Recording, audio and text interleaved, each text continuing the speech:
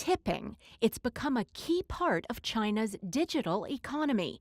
App users in China often deposit money in an app's wallet in the form of tips if the user likes a particular emoji or likes certain content. The cash is immediately transferred between the parties, and the app makers don't make any money off the tip. In other parts of the world, however, the app culture is very different. Here in the US, we don't do a lot of tipping. If you like a piece of content, you give it a thumbs up, you like it, you friend the person, whatever it is. Likes are the currency of choice here in the U.S. rather than actual cash, so no money usually changes hands between creators of app content and end users. Experts point out that there are different ways app developers in the U.S. can make a lot of money, through in-app payments, for example.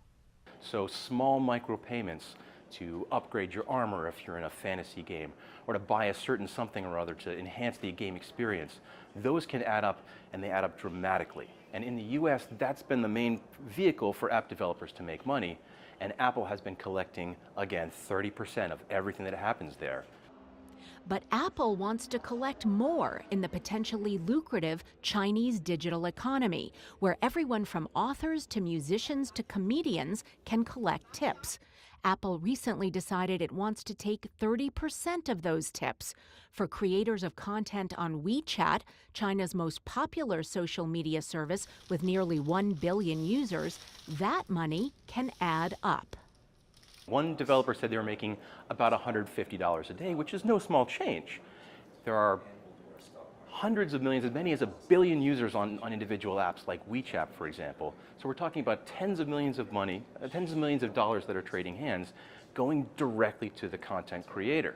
The content creator is the one that's going to suffer here, because all of a sudden 30% of their funds are going to Apple.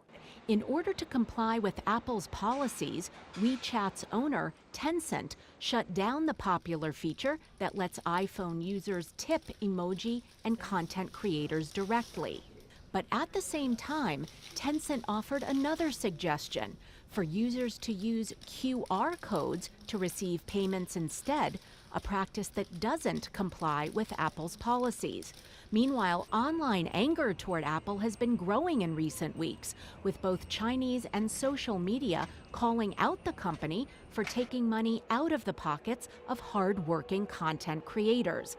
Given that demand for Apple products is on the decline in China, and that low-cost smartphones running WeChat are available everywhere, Apple may be taking what experts are calling a risky gamble in its most lucrative consumer market.